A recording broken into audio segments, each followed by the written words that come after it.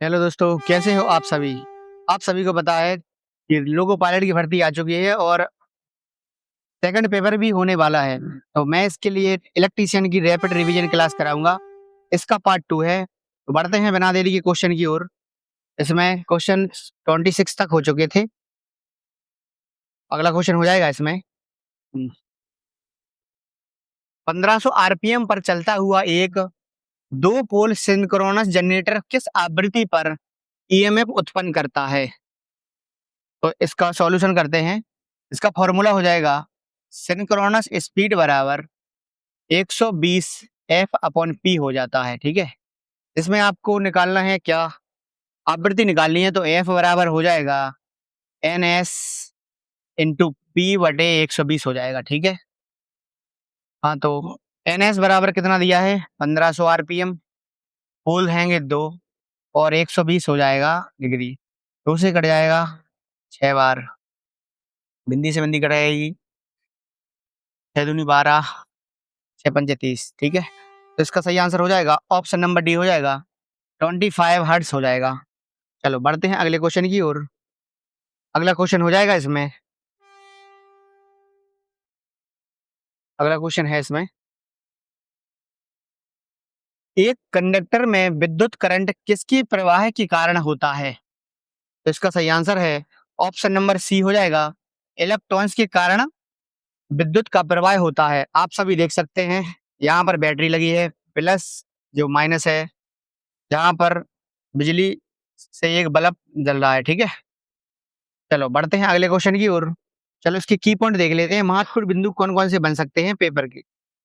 एक कंडक्टर में विद्युत धारा प्रवाह मुक्त इलेक्ट्रॉन के प्रवाह के कारण होती है। ठीक है, इलेक्ट्रॉन का प्रवाह विद्युत धारा की दिशा के विपरीत में होता है।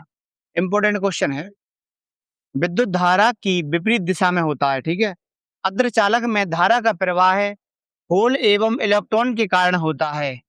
इलेक्ट्रोलाइट में धारा का प्रवाह आयनों के कारण होता है और कुचालक में फ्री इलेक्ट्रॉन की कमी के कारण धारा का प्रवाह नहीं होता है। ठीक है, तो बढ़ते हैं अगले क्वेश्चन की ओर। अगला क्वेश्चन इसमें हो जाएगा। अगला क्वेश्चन है इसमें, बैटरी के सेल के समांतर संयोजन का कारण क्या होता है।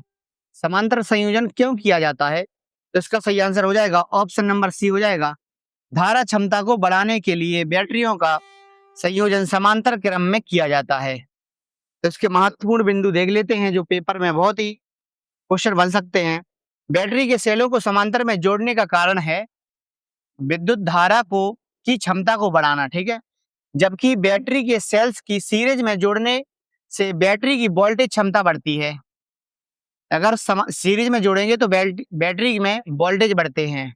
सेलों के मिश्रित समूह में वोल्टेज एवं धारा दोनों में वृद्धि होती है। यदि सेलों का संयोजन मिश्रित रूप से किया जाए तो वोल्टेज और धारा दोनों बढ़ती है। सेलों के समूह को बैटरी कहा जाता है। यदि अधिक सेलों को एक साथ जोड़ दिया तो वह बैटरी बन जाती है। सेल द्वारा रासायनिक ऊर्जा को विद्युत ऊर्जा में परिवर्तित किया जाता है जिससे, ठीक है, यह फैराडे के विद्युत अपघटन नियम पर आधारित होता है। चलो बढ़ते हैं अगले क्वेश्चन की ओर। अगला क्वेश्चन इसमें हो जाएगा, ब्रेजिंग करते समय निम्नलिखित में से कौन सा पदार्थ शोल्डर के रूप में प्रयोग किया जाता है। आप सभी लोग ने देखा होगा कि किसी भी ब्रेजिंग करते समय तो इसमें एक शोल्डर लगाया जाता है। तो इसका सही आंसर है ऑप्शन नंबर बी हो जाएगा पीतल यानी ब्रास का शोल्डर लगाया जाता है ब्रेजिंग करते समय। और सोल्डरिंग करते समय शोल्डर का प्रयोग किया जाता है जो शीशा और टिन का बना हुआ होता है। इसके महत्वपूर्ण बिंदु देख लेते हैं कौन कौन से बन सकते हैं इसमें। ब्रेजिंग करते समय पीतल सोल्डर के रूप में उपयोग किया जाता है। इसमें नॉन फेरस फिल्टर धातु उपयोग की जाती है जिसका गलनांक 427 डिग्री से अधिक होता है। ठीक है, ब्रेजिंग एक मजबूत जोड़ के लिए की जाती है। इसमें कंपन व झटके सहन करने की शक्ति होती है। इसमें एक ही फ्लेक्स यानी सुहागा जो होता है बोरेक्स का प्रयोग किया जाता है। इसमें दबाव के साथ जोड़ को बनाया जाता है। चलो बढ़ते हैं अगले क्वेश्चन की ओर। अगला क्वेश्चन इसमें हो जाएगा, प्रतिरोधक का colour B R by G, B R Y G पर प्रतिरोध का मान क्या होता है? तो इसका सही आंसर हो जाएगा ऑप्शन नंबर हो जाएगा इसका, हाँ इसका ऑप्शन नंबर हो जाएगा बी हो जाएगा। 5% टॉलरेंस के साथ 12 × 10⁻⁴ ओम हो जाएगा। बढ़ते हैं अगले क्वेश्चन की ओर। अगला क्वेश्चन इसमें हो जाएगा, यदि किसी धातु के तार के अनुप्रस्थ काट का क्षेत्र को दोगुना कर दिया जाए तो इसका प्रतिरोध कितने गुना बढ़ जाएगा? ऐसे क्वेश्चन पेपर में बहुत ही इंपॉर्टेंट होते हैं, ठीक है। तो इसका सही आंसर हो जाएगा ऑप्शन नंबर बी हो जाएगा, आधा रह जाएगा। चलो बढ़ते हैं अगले क्वेश्चन की ओर। अगला क्वेश्चन हो जाएगा इसमें, कैपेसिटर का डिपी डिसिपेंशन फैक्टर किसमें प्रयोग द्वारा मापा जाता है? तो इसका सही आंसर हो जाएगा ऑप्शन नंबर सी हो जाएगा, सीयरिंग ब्रिज द्वारा मापा जाता है। बढ़ते हैं अगले क्वेश्चन की ओर। सॉरी, अगला क्वेश्चन हो जाएगा इसमें,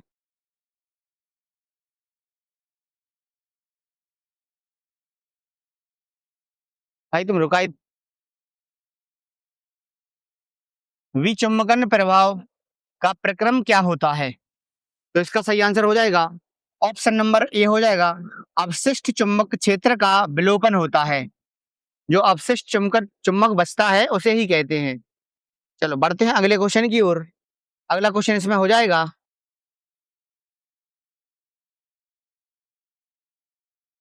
अगला क्वेश्चन है,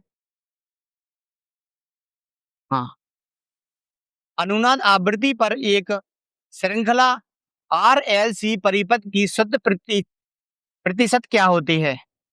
तो इसका सही आंसर है ऑप्शन नंबर सी हो जाएगा, 0 हो जाएगा। RLC परिपथ शुद्ध प्रतिशत कितना होता है? 0% पर होता है। इसके महत्वपूर्ण बिंदु कौन कौन से हो सकते हैं? चलो बढ़ते हैं अगले क्वेश्चन की ओर। अगला क्वेश्चन हो जाएगा इसमें, संकर्षण कार्य करने के लिए किस प्रकार की मोटर उपयोग की जाती है? तो इसका सही आंसर हो जाएगा ऑप्शन नंबर डी हो जाएगा, DC सीरीज मोटर का प्रयोग किया जाता है। महत्वपूर्ण बिंदु देख लेते हैं इसके। संकर्षण कार्य के लिए DC सीरीज मोटर का उपयोग किया जाता है।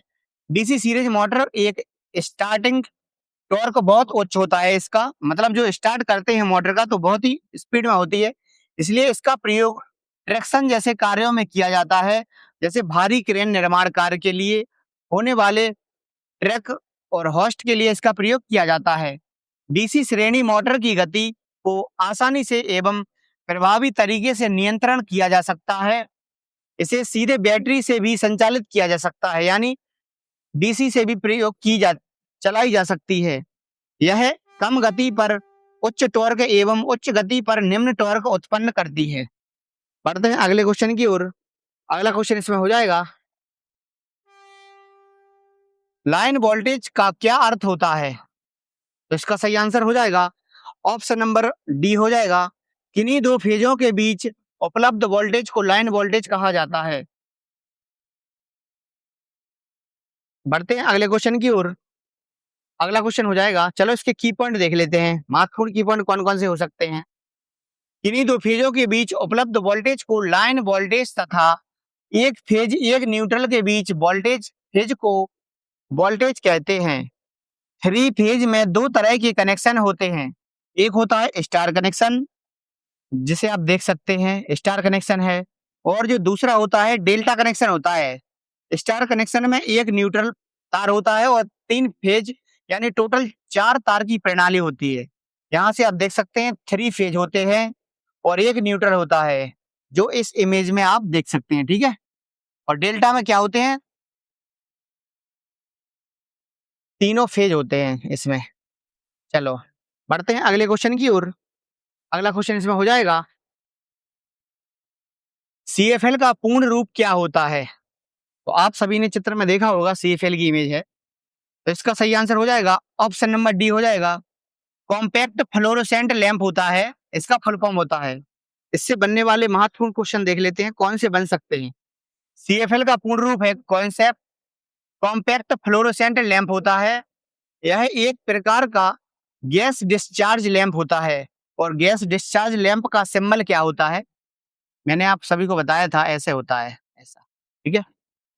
ये बल्ब की तुलना में लगभग 75% बिजली की बचत करते हैं। लेकिन इनकी लागत बल्ब की तुलना से 10 गुना अधिक आती है। ठीक है। इसकी कार्य प्रणाली फ्लोरोसेंट लैंप के समान ही होती है। इसका उपयोग घरेलू एवं औद्योगिक स्थानों पर किया जाता है। इसकी कार्य आयु कितनी होती है? 6000 से 15000 घंटे तक हो सकती है इसकी आयु। इसकी क्षमता कितनी होती है? 45 से 60 वाट के तक आते हैं। 45 से 60 वाट तक आते हैं। चलो बढ़ते हैं अगले क्वेश्चन की ओर। अगला क्वेश्चन हो जाएगा इसमें, डेल्टा कनेक्शन में लाइन वोल्टेज और फेज वोल्टेज के बीच क्या संबंध होता है? तो इसका सही आंसर हो जाएगा ऑप्शन नंबर ए हो जाएगा। डेल्टा कनेक्शन में लाइन वोल्टेज और फेज वोल्टेज बराबर होते हैं। ठीक है। चलो बढ़ते हैं अगले क्वेश्चन की ओर। अगला क्वेश्चन इसमें हो जाएगा, जब किसी चालक विलयन में विद्युत धारा प्रवाहित की जाती है तो विलयन के रंग में क्या परिवर्तन होता है और यह क्या दर्शाता है? तो इसका सही आंसर हो जाएगा ऑप्शन नंबर बी हो जाएगा, धारा का रासायनिक प्रभाव दर्शाता है। बढ़ते हैं अगले क्वेश्चन की ओर। अगला क्वेश्चन हो जाएगा इसमें, आरसी परिपथ का पावर फैक्टर क्या होता है? तो इसका सही आंसर है ऑप्शन नंबर सी हो जाएगा, अग्रगामी होता है यानी लीडिंग होता है। ठीक है। आप इसमें 3 प्रकार के परिपथ पढ़ते हैं, जैसे आरसी परिपथ है। ठीक है। एक होता है आरएल परिपथ, आरएल परिपथ होता है, और तीसरा होता है आरएलसी परिपथ होता है। ठीक है। चलो इससे महत्वपूर्ण क्वेश्चन देख लेते हैं, क्या क्या क्वेश्चन बन सकते हैं। आरसी परिपथ का पावर फैक्टर अग्रगामी यानी लीडिंग होता है, और आरएल परिपथ का शक्ति गुणांक पश्चगामी यानी लैगिंग होता है। ठीक है। शुद्ध प्रतिरोधी परिपथ का शक्ति गुणांक एकांक होता है। शक्ति गुणांक का स्वभाव धारा के स्वभाव पर निर्भर करता है, कितनी धारा है। शुद्ध संधारित्र होने पर शक्ति गुणांक 0 और अग्रगामी होता है। चलो बढ़ते हैं अगले क्वेश्चन की ओर। अगला क्वेश्चन इसमें हो जाएगा, एक चुंबक के भीतर चुंबकीय क्षेत्र की दिशाएं क्या होती हैं? तो इसका सही आंसर हो जाएगा ऑप्शन नंबर ए हो जाएगा, दक्षिण से पूर्व की ओर होती हैं। तो इसके महत्वपूर्ण बिंदु देख देख लेते हैं, कौन कौन से क्वेश्चन बन सकते हैं इसमें। एक चुंबक के भीतर चुंबकीय क्षेत्र की दिशा दक्षिण से उत्तर की ओर होती है, जबकि चुंबक के बाहर की ओर उत्तर से दक्षिण की ओर होती है। इंपोर्टेंट क्वेश्चन हो सकते हैं जी। ठीक है। चुंबकीय बल रेखा अपना परिपथ किसी चुंबकीय पदार्थ के माध्यम पर पूरा प्रयास करती हैं, लेकिन चुंबकीय बल रेखाएं सदैव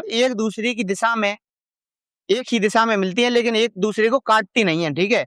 जैसे प्रतिकर्षण के कारण एक दूसरे को काटती नहीं है। चलो, एक समान चुंबकीय क्षेत्र में बल रेखाएं परस्पर समांतर में होती हैं। बढ़ते हैं अगले क्वेश्चन की ओर। अगला क्वेश्चन इसमें हो जाएगा, पृथक उत्तेजक जनरेटर में के क्षेत्र कुंडलन में क्या जड़ा होता है? जो सेल्फ स्टार्ट होता है उसमें क्या जड़ा हुआ होता है? तो इसका सही आंसर हो जाएगा ऑप्शन नंबर डी हो जाएगा, स्रोत के साथ श्रेणी क्रम में जुड़ा हुआ होता है। ठीक है। चलो बढ़ते हैं अगले क्वेश्चन की ओर। इसके महत्वपूर्ण बिंदु और देख लेते हैं, कौन कौन से बर्फ बन सकते हैं। पृथक उत्तेजित जनरेटर में क्षेत्र कुंडलन स्रोत के साथ श्रेणी क्रम में सीरीज में जुड़ा हुआ होता है। इस प्रकार के जनरेटर में उपयोग किए जाने वाले फील्ड पोल विद्युत चुम्बकों को उत्तेजित करने के लिए संचालित बैटरी डीसी जनरेटर अथवा रेक्टिफायर द्वारा एसी से परिवर्तित की गई डीसी को की आवश्यकता होती है। ठीक है। इस जनरेटर पर अवशेष चुंबकत्व का कोई प्रभाव नहीं पड़ता है। वोल्टेज समीकरण क्या होता है इसका? V बराबर E upon E minus IR होता है। ठीक है। इसका समीकरण होता है जिससे फॉर्मूला से ज्ञात किया जाता है आंसर। चलो बढ़ते हैं अगले क्वेश्चन की ओर। अगला क्वेश्चन हो जाएगा इसमें, विपरीत पोल्स हमेशा एक दूसरे को क्या करते हैं? यदि कोई विपरीत पोल्स हैं तो क्या करते हैं? तो इसका सही आंसर हो जाएगा ऑप्शन नंबर ए हो जाएगा, आकर्षण कर लेते हैं। आप सभी लोगों ने देखा होगा कि मैग्नेट यानी चुंबक जो होती है, एक होता है इसका पोल N और एक होता है S। यदि दोनों विपरीत होंगे तो एक दूसरे को आकर्षण कर लेंगे। यदि पोल इसके दोनों समान होंगे तो इसको आकर्षण नहीं करेंगे, प्रतिकर्षण करेंगे। ठीक है। चलो बढ़ते हैं अगले क्वेश्चन की ओर। अगला क्वेश्चन इसमें हो जाएगा, अगला क्वेश्चन है इसमें, यदि आउटपुट वोल्टेज 25 किलोवाट और हानि 2 किलोवाट है तो एक अल्टरनेटर की दक्षता क्या होगी? तो इसका सही आंसर हो जाएगा, वैसे चलो फॉर्मूला क्या है देख ले रहे। तो इसमें दक्षता बराबर हो जाएगा आउटपुट बटे आउटपुट प्लस हानि गुणे 100 हो जाएगा। तो इसमें आउटपुट कितना दिया है 25 किलोवाट बटे 25 प्लस 2 इंटू 100 हो जाएगा। ठीक है, तो इसमें क्या हो जाएगा 2500 बटे 27 हो जाएगा। जिसे आप इसका भाग देंगे तो इसका आंसर आ जाएगा 92.60% हो जाएगा। ठीक है, इसका ऑप्शन नंबर डी सही हो जाएगा। चलो बढ़ते हैं अगले क्वेश्चन की ओर। अगला क्वेश्चन इसमें हो जाएगा, कौन से नियम द्वारा प्रेरित ईएमएफ की दिशा पहचानी जाती है? तो आप सभी को पता है, ऑप्शन नंबर इसका डी हो जाएगा। फ्लेमिंग का दाएं हाथ का नियम के द्वारा ईएमएफ की दिशा को पहचानी जा सकती है। तो इसमें महत्वपूर्ण देख लेते हैं क्या होता है। फ्लेमिंग के बाएं हाथ का तथा दाएं हाथ का नियम क्या कहता है? तो इसमें जो फिंगर रहता है वो बल की दिशा बताता है, और जो मिडिल मिडिल फिंगर रहता है वो धारा की दिशा बताती है, और जो तर्जनी रहती है वो चुंबकीय क्षेत्र की दिशा बताती है। दाएं हाथ बाएं हाथ सॉरी दाएं हाथ के नियम में क्या होता है, जो फिंगर रहता है वो चालक की गति की दिशा बताता है, और जो तर्जनी होती है वो चुंबकीय क्षेत्र की दिशा बताती है, और मिडिल फिंगर क्या बताती है, प्रेरित धारा की दिशा बताती है। चलो बढ़ते हैं अगले क्वेश्चन की ओर। अगला क्वेश्चन इसमें हो जाएगा, निम्नलिखित में से किसके उपयोग में ट्रांसफार्मर में हिस्टैरिसीस हानि को कम किया जाता है? ट्रांसफार्मर में दो प्रकार की हानि होती है, एक हिस्टैरिसीस होती है, एक शैतल्य होती है। इसका सही आंसर हो जाएगा ऑप्शन नंबर सी हो जाएगा। कोर में पदार्थ की अच्छी मात्रा का प्रयोग करके ट्रांसफार्मर में हिस्टैरिसीस हानि को कम किया जा सकता है। ठीक है, तो बढ़ते हैं अगले क्वेश्चन की ओर। अगला क्वेश्चन इसमें हो जाएगा, सीटी और पीटी के पूर्ण नाम के लिए सही विकल्प कौन सा हो जाएगा? सीटी क्या होता है? तो इसका सही आंसर हो जाएगा ऑप्शन नंबर हो जाएगा, सीटी होता है करंट ट्रांसफार्मर, और पीटी होता है पोटेंशियल ट्रांसफार्मर हो जाएगा। तो इसका दूसरा और चौथा हो जाएगा, यानी ऑप्शन नंबर ए सही हो जाएगा। इसके महत्वपूर्ण बिंदु देख लेते हैं कौन कौन से क्वेश्चन बन सकते हैं। ठीक है, चलो सीटी यानी करंट करंट ट्रांसफर होता है, और पीटी यानी पोटेंशियल ट्रांसफार्मर होता है। यह एक मापन यंत्र के रूप में प्रयोग किया जाता है। करंट ट्रांसफार्मर उच्च धारा मापने के लिए प्रयोग किया जाता है, और करंट एक प्रकार का स्टेप अप ट्रांसफार्मर होता है जो वोल्टेज को बढ़ाता है। पीटी ट्रांसफार्मर क्या होता है, यह वोल्टेज को मापता है और स्टेप डाउन के रूप में काम करता है। ठीक है, स्टेप डाउन ट्रांसफार्मर के रूप में काम करता है पोटेंशियल ट्रांसफार्मर। चलो बढ़ते हैं अगले क्वेश्चन की ओर। अगला क्वेश्चन इसमें हो जाएगा, डीसी जनरेटर में निम्नलिखित में से कौन सी हानि होती है?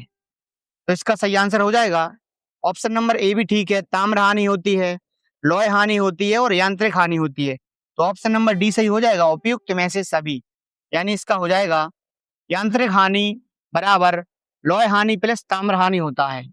चलो बढ़ते हैं अगले क्वेश्चन की ओर। अगला क्वेश्चन इसमें हो जाएगा, तीन फेज प्रेरण मोटर के स्टेटर में उत्पन्न चुंबकीय क्षेत्र किस पर घूर्णन करता है? तो इसका सही आंसर है ऑप्शन नंबर सी हो जाएगा, तुल्यकालिक गति पर सिंक्रोनस स्पीड पर घूर्णन करता है। इसके महत्वपूर्ण पॉइंट देख लेते हैं कौन कौन से क्वेश्चन बन सकते हैं। तीन फेज प्रेरण मोटर के स्टेटर में उत्पन्न चुंबकीय क्षेत्र तुल्यकालिक गति पर घूर्णन करता है। तुल्यकालिक गति जैसे NS बराबर 120 F/P इसका फॉर्मूला होता है, जो आप RPM इसका निकाल सकते हैं। NS यानी सिंक्रोनस स्पीड बराबर 120 F/P होता है, यानी फ्रीक्वेंसी बटे पोल होता है। ठीक है, three phase induction motor self start होती हैं, जिसे आप सेल्फ स्टार्ट कर सकते हैं।